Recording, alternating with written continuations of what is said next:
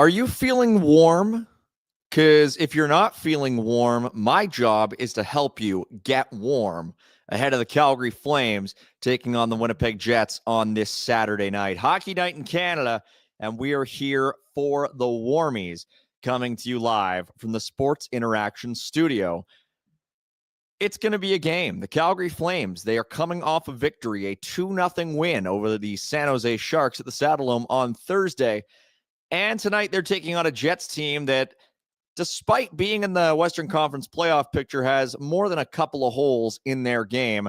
My name is Mike Gould, and I'm joined by my producer, Clarke, out from Vancouver. His first show with me this season should be a lot of fun. It's not our first show, though, together, all of you, the Warmies Nation.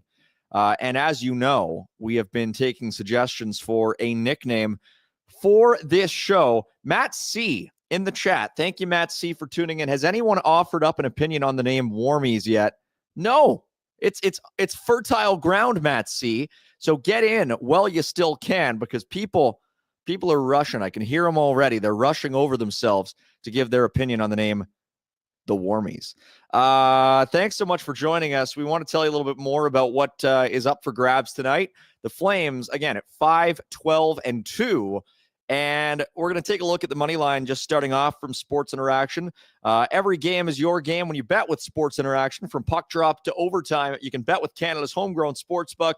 19 plus. Please play responsibly. And we're going to go right off the top here. The Flames were the favorites in that game against San Jose on Thursday, believe it or not. And hey, they ended up proving that right. Tonight, though, they are not the favorites, although it's not as lopsided as you might expect. Some of that might have to do with the underlying numbers that we've seen with the Jets this year, which are not all that pretty. The Flames just have them completely beat in terms of expected goals percentage, and it's really been Connor Hellebuck's show over there in Manitoba. But, of course, then you have to take that with a bit of grain of salt, because the Flames themselves, they have good numbers, but they're not all that threatening, and I think there's a big disparity there. Nevertheless, the Flames, not the favorites. The Jets, the favorites at -130. The over-under set at 5.5. I would go under all day long with two pretty good goaltenders in the crease here tonight. It should be Wolf against Hellebuck, as we expect. So a lot of fun, maybe if you are a fan of good net minding. But tonight, I wouldn't say over 5.5 goals, at least not what I expect so far. Based on the early results between these two teams.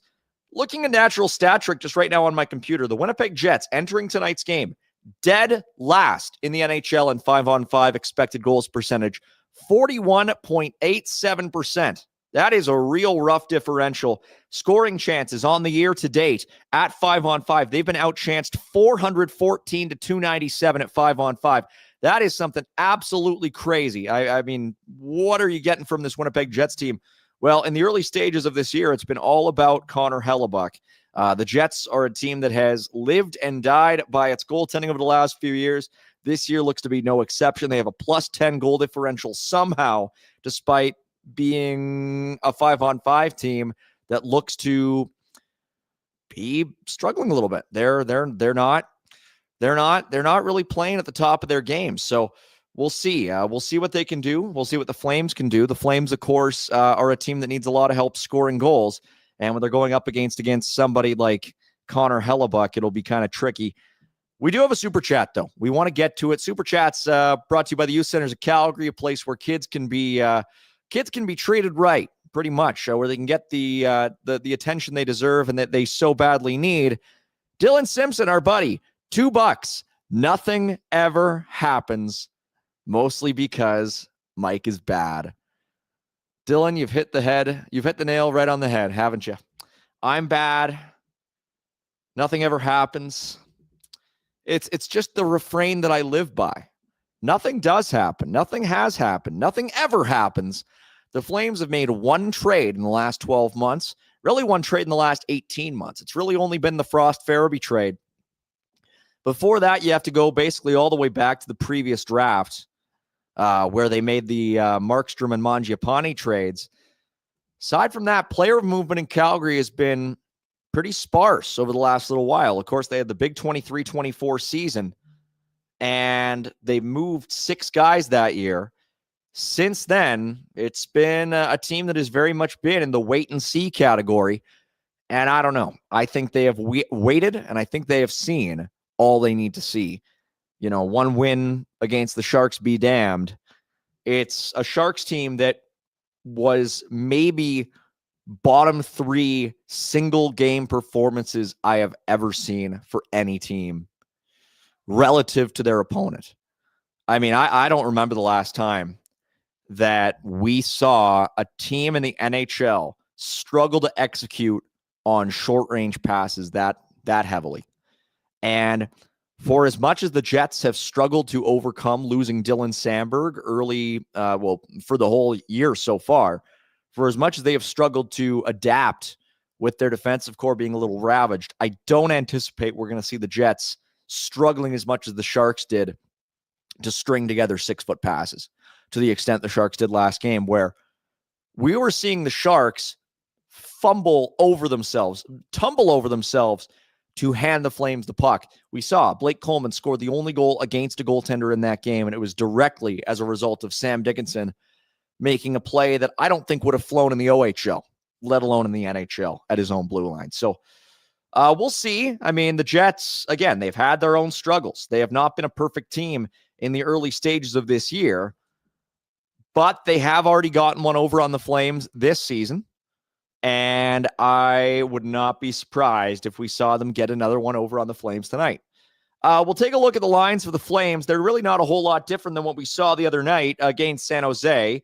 Sharangovich and Hanley remain out for the Flames. Rory Cairns remains in. And he'll be on the left side of Nazem Kadri and Joel Farabee on the Flames top line. Morgan Frost, Matt Coronado, Jonathan Huberdeau. That's a trio that we have seen a fair amount this season. Michael Backlund, Blake Coleman, Sam Honzik, the same goes for them.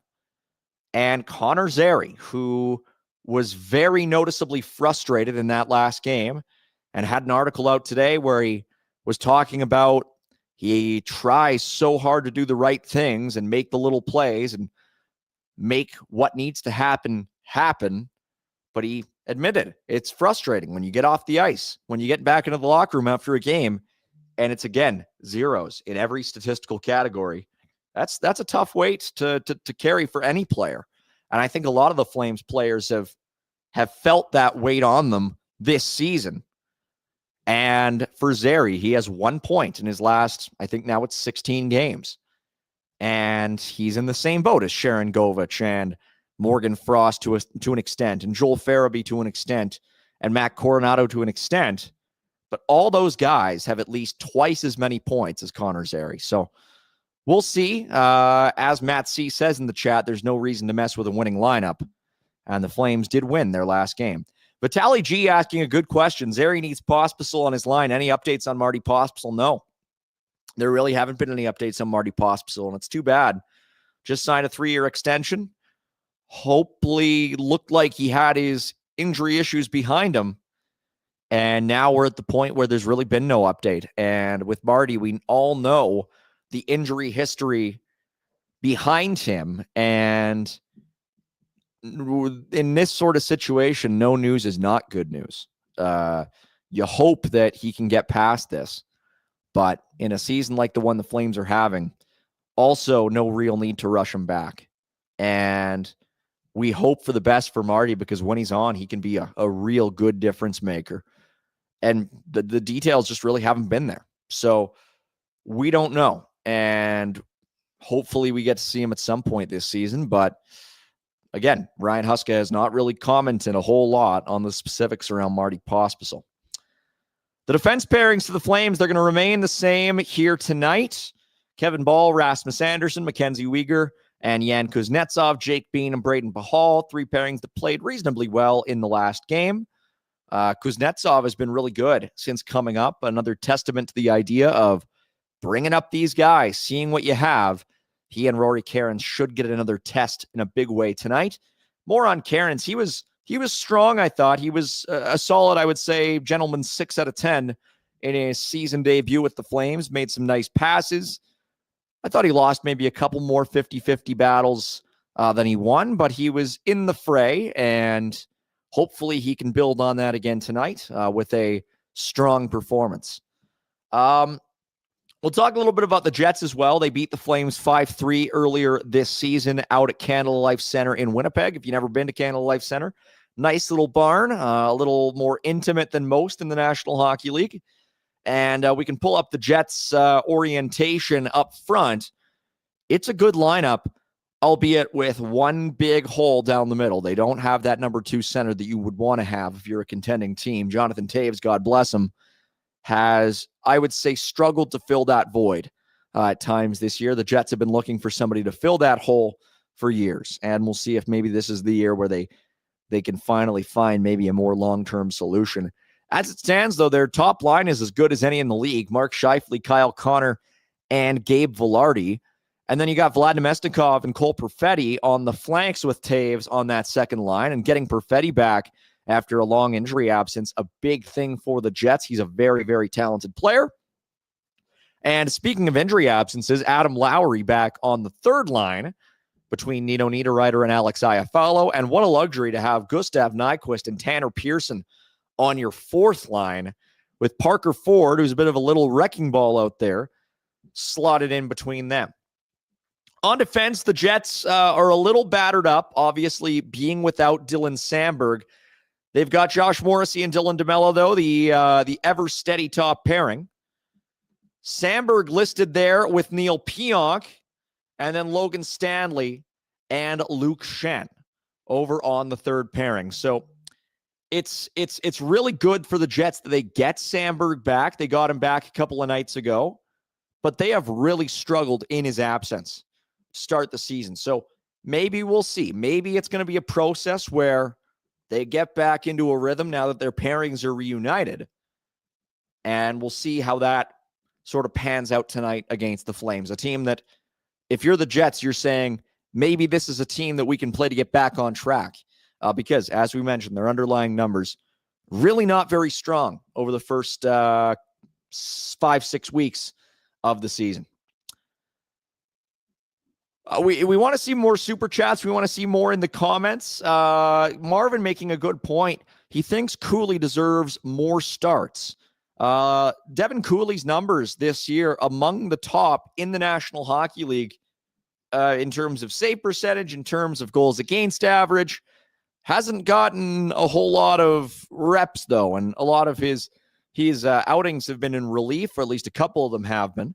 And so, yeah, Cooley really hasn't gotten much of a look. And, the season, from the Flames standpoint, might not be out of reach. For the Flames, in reality, it probably is getting to the point where it is out of reach. We're about a quarter of the way through. They have 12 points. The teams that are in the playoff mix all have more than 20. I think we are getting to the point where you don't want to overwork your goaltender. Connor Hellebuck obviously gets the lion's share of the starts for the Jets, and they're a team that just won the President's Trophy. Dustin Wolf is not playing for a President's Trophy winning team, just plain and simple. So I'm right there with you, Marvin. It's funny, KQ. Rhett said Cooley has been our most consistent player. I mean, sure. It's hard to argue with that. When he's been good. Just hasn't been in that much. So we'll see. The Flames don't have that heir apparent in net. They don't have that guy. Dustin Wolf was that guy, and now he is the guy. So they don't have that backup in waiting. Matt C saying, play Cooley more so we can flip him for a first. I mean, if you could, you would.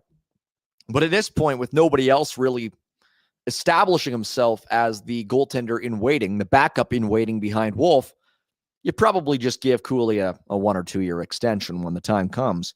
You maybe don't rush to do it. You maybe see if there is a market for him. But if that doesn't materialize, why not just give him that cheap extension, which he probably would take. Gunson Manning, a fantastic name. Thank you, Gunson, for chiming in on this Saturday night. Mike, are you Team Tank or for a playoff run? Gunson, here's the thing. You can't trade Rasmus Anderson. You need him for the run. You need all these guys for the run because the Flames are a team that just has that it factor. And if they get in, you never know what will happen. You never know. I mean, you look at the last 20 years. When the Flames have gotten in, you've pretty much known what's going to happen because they've gone out in the first round all but one time. I guess 2 times. But you just get in. You never know. And you need these guys. You need them for the run. They're going to go on one heck of a run this season. You need them for the run. Just plain and simple. Flat Gunson. Of course I'm on Team Tank. This Flames team has never picked top 3 in its history since relocating from Atlanta. I think the only run the Flames are on this year is the run to the bottom, but we'll see. Thanks, Gunson. Really appreciate you tuning in to the Warmies, a show here on Flames Nation. And of course, we like talking about the Flames, although speaking of tanking, the Flames aren't the only team near the bottom of the league standings. And there's some other teams in action tonight. And since the Flames are at home in the late game on hockey night, we can talk about games that are already in progress. And the Buffalo Sabres, talk about fighting the dog. How about fighting the Buffalo? They fought back from 4-1 down to make it 4-4 late in the third period in Detroit in hostile territory. Goals from Josh Doan, Tage Thompson, and Ryan McLeod have the Sabres tied at 4 with Detroit, and they're only a few seconds away from overtime. So even getting 1 point away from Buffalo or from Detroit, even if Buffalo only gets 1 point away from Detroit, they'll be 3 points ahead of the Flames, and maybe they'll win that game. The Sabres, as it stands, have 2 games in hand on the Flames. So no matter what, getting a point would be great. Getting 2 would be even better. That's the thing, though. The Flames have put themselves in a position where even if you want to see them win, what you really want to see is if you are in mind of, I want a top pick, but I also don't want to actively cheer for them to lose. All you got to do is cheer for other teams to win too. And the Flames have put themselves into a big enough hole where it's not just them that have to lose. The Sabres are in a good position here. It looks like that game is going to overtime now. So you can say the Sabres are officially 3 points ahead of the Calgary Flames. The Philadelphia Flyers, they're another team that's sort of in that neck of the woods. They're down 3-0 to Dallas. St. Louis, another team that is in that neck of the woods. They're down 3-0 to Vegas. So it doesn't look the Flames are going to get anything there. But a big game tonight, San Jose against Seattle, 2 teams that could end up in the Flames' neck of the woods at the end of the year, depending on how things shake out. They're in the playoff race as it stands. But that game is guaranteed to get at least one of those teams 2 points. Well, one of those teams will get 2 points. Maybe both those teams will get points out of the game, though. So lots to look for on the out-of-town scoreboard. Wes Taylor, our buddy Wes Taylor from Facebook. Wes Taylor chiming in with some honest commentary. Clarke, you want to put up what Wes Taylor said? I think the viewers need to know.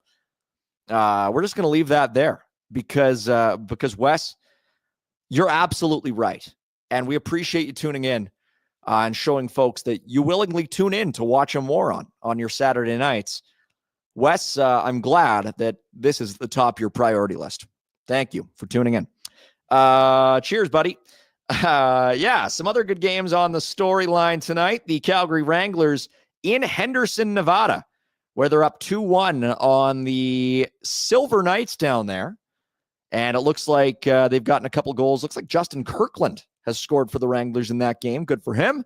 They're after 1 at the Lee's Family Forum. Marty Firk has the other goal for the Wranglers in that one. So Bristevich and Stromgren also have points. Good to see down there. And Ivan Prosvetov has stopped 8 of 9 in period number 1. We mentioned off the top, Hellebuck against Wolf, a good goaltending matchup. Want to talk about some other levels of hockey, though, tonight, because as this season goes on, we've got, let's just do some quick math, over 60 more of these Warmies shows to do.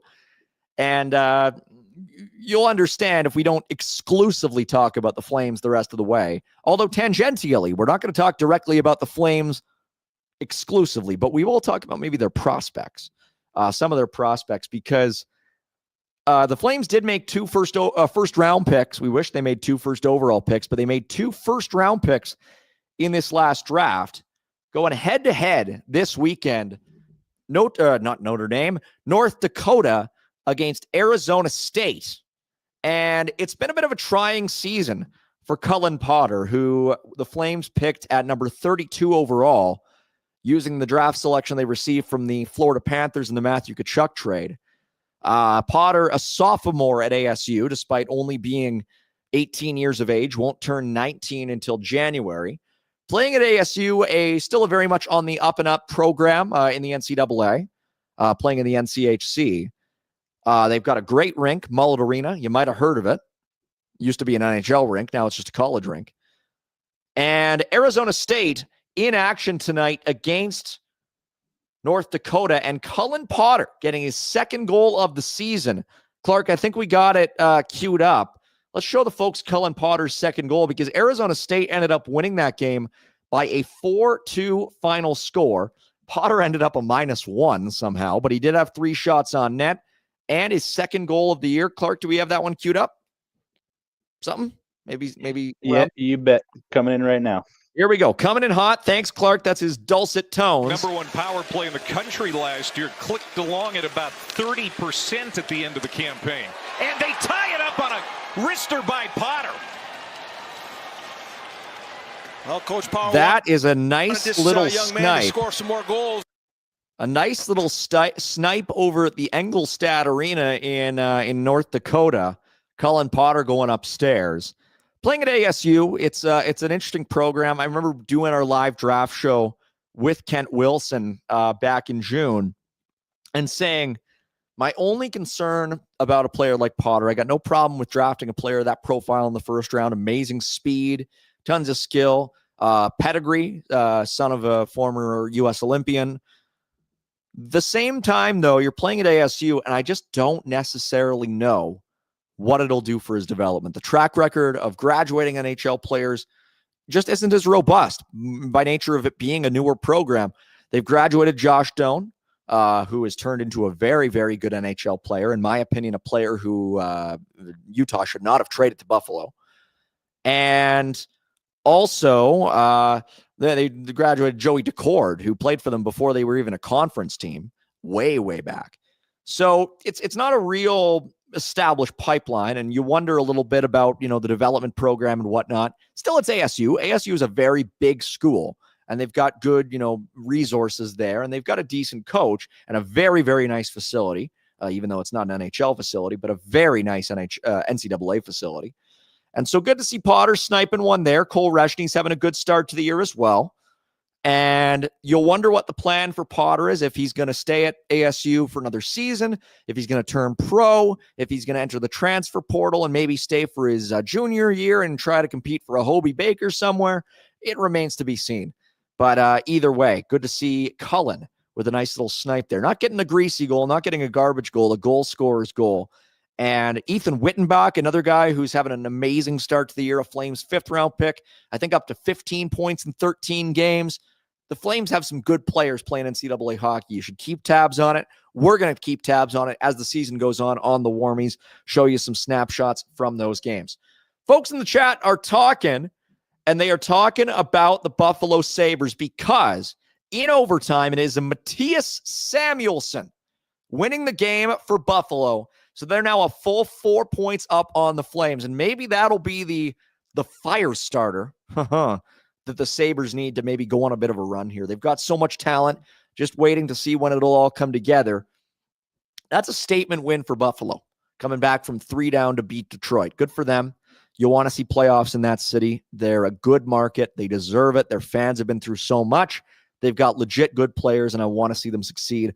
And selfishly, I don't want to see them anywhere near the Flames in the standings. Warm-ups are very much underway at the Saddledome. No conspicuous absences, as noted by our buddy Ryan Pike over at the Dome. And we'll talk a little bit about one of the props available at Sports Interaction. Anytime goal scorer, the Flames represented somewhat, but you'll notice the top 3 guys on this list are all Jets. Connor, Scheifele, Velarde, and then it goes Kadri and Huberdeau. Not pictured in this top 5, Blake Coleman. Blake Coleman has 7 goals this year. By far the most of anybody on the Flames, and he's not even listed there.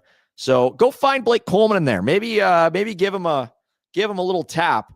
Last game I mentioned Matt Coronado and Blake Coleman bet the over on shots, and they both hit it with ease. So, any game, just say Blake Coleman, put him in there. Blake Coleman does not get enough respect as being one of the best high-volume shooters in the league. And the sports books, so far, they haven't caught on. So that, to me, is easy money. So something to consider. Makes for a good parlay. So head on over to Sports Interaction. Odds, futures, and lines. Games you like, props you like. Every game is your game when you bet with Sports Interaction. Get in on the action with parlay boosts, live betting, and easy deposits and payouts. Bet now at sportsinteraction.com/FlamesNation. 19 plus. Please play responsibly. Trusted Canadian brand since 1997. They're older than me. And I'm going to put it to the chat. Guess what year I was born? And if you're right, I'll give you a shout out on air, which is not really much of a prize. I do that if you just give me a super chat for the Youth Centers of Calgary. But I will give you a shout out this time as well. You can guess what year. And I suspect you might not get it right. I've had all sorts of guesses. I've had people say that I'm underage on this show, which is not true. That would be improper on this kind of show with Sports Interaction. But I'm not also, some people say I'm a little up there. I've seen some weird ones. Jux JC is in the chat. Appreciate you, Jux JC. I believe you saw me at South Center Mall a few days ago or a few weeks ago or whatever. I saw you mention that on social media, and you were too much of a chicken to come say hi, or at least so you said. But Jux JC is paying me back, saying, I forgot about the Warmies. Very kind of you, Jux JC.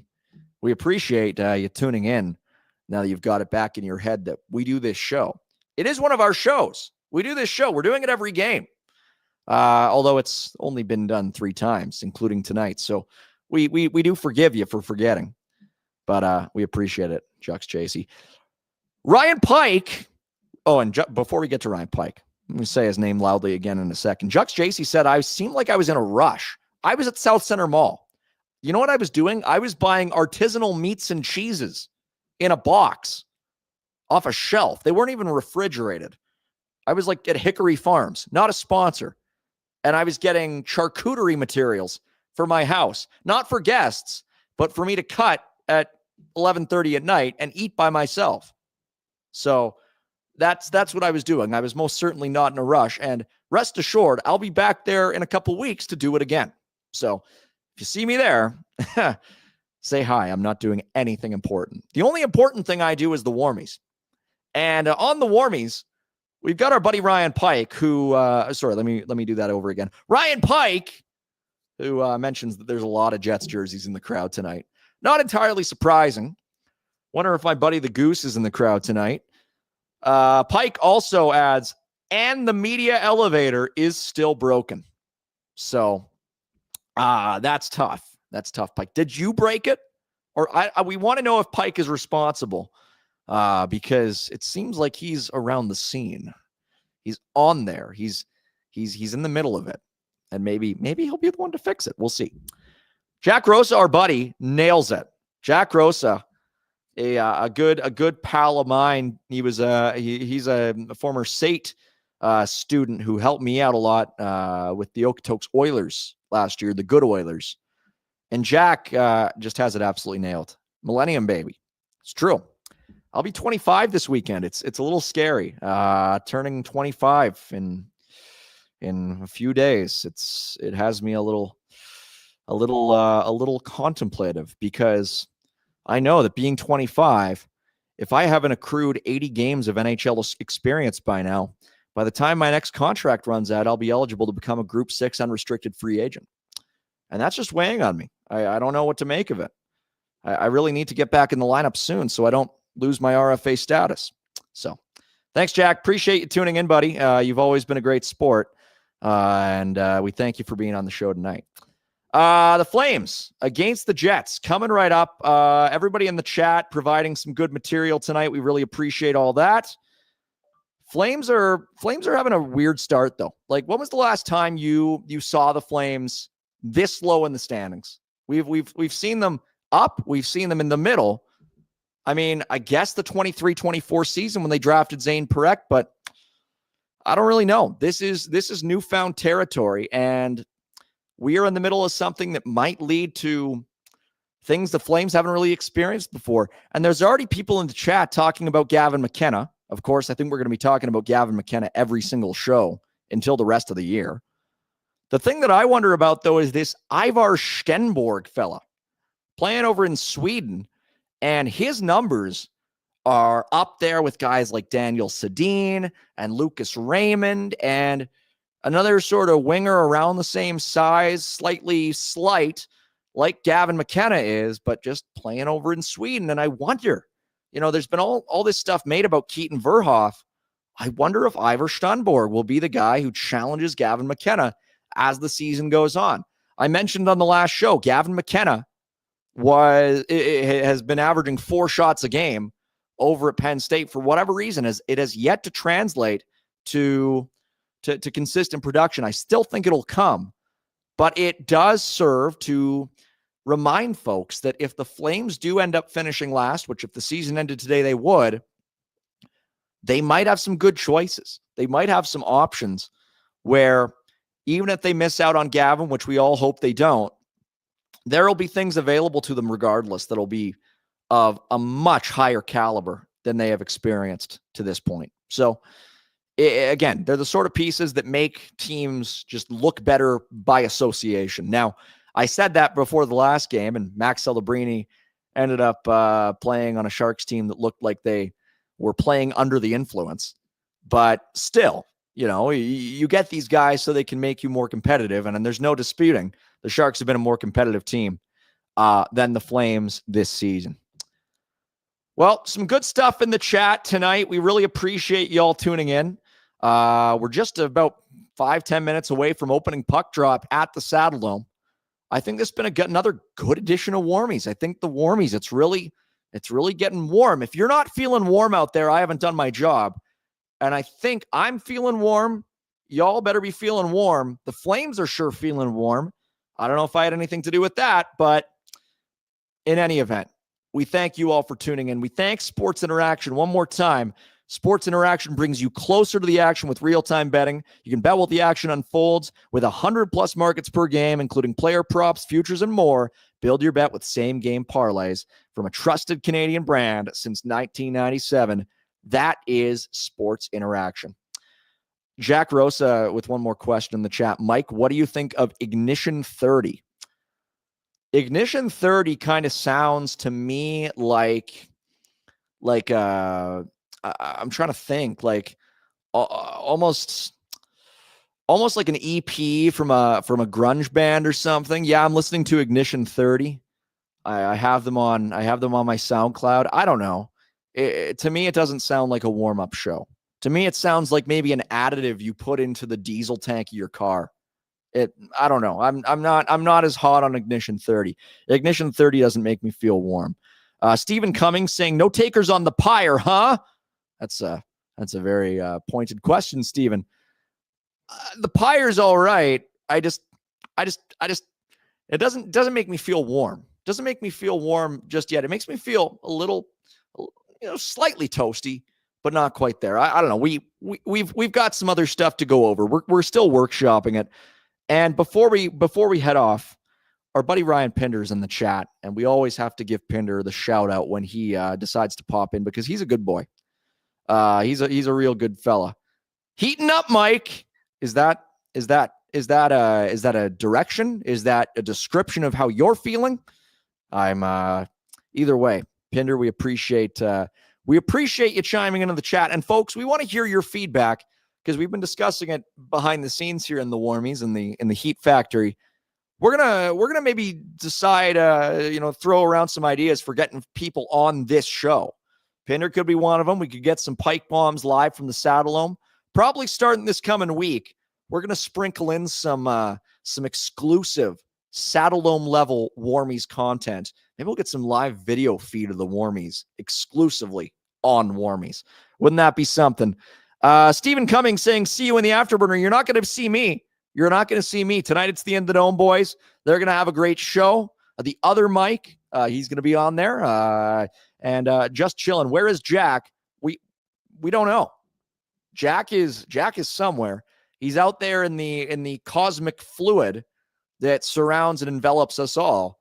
but he's not in my studio and he's not on the stream. So to me, he might as well not exist, at least not for the 30 minutes that we spend together, tightly embraced over the intrawebs. So Jack, for my 2 cents, Jack's not even here, but you are, and that's all that matters. Thank you again to Sports Interaction. Thank you again to Clarke. You did a great job for your first time, buddy. We'll keep on with you and with Michael and maybe with Jack again. We'll see. Until next time, enjoy the Flames against the Jets live from the Saddledome. My name is Mike Gould. Thank you to Sports Interaction and everybody around. You've been watching another edition of the Warmies. Hey, buddies. Thanks for watching. We appreciate it. Also, if you could throw in a like and subscribe, it does help us out with what it is we are doing. And check out more at flamesnation.ca.